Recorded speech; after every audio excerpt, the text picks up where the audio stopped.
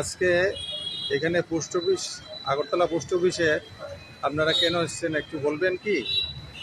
হ্যাঁ, আমরা গতকালকে শুনতে পাই হঠাৎ করে ফেসবুকের মাধ্যমে বা বিভিন্ন সোশ্যাল মিডিয়ার মাধ্যমে যে আমরা আগরতলাবাসী নাকি ভাড়াটিয়া।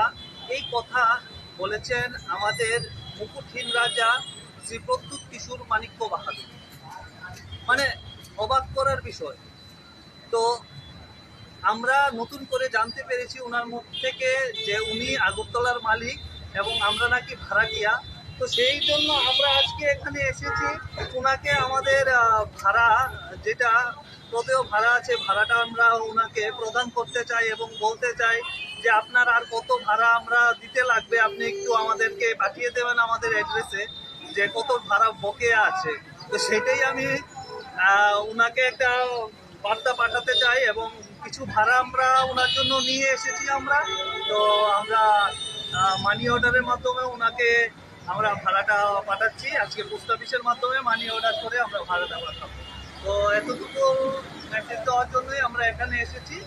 তো আমরা জানতে চাই যে আগরতলাবাসীর কাছে উনি কত ভাড়া এখনো বকেয়া আছে, কাদের কাদের থেকে উনি ভাড়া নেবেন। তো সেই জিনিসটা আমরা জানতে চাই।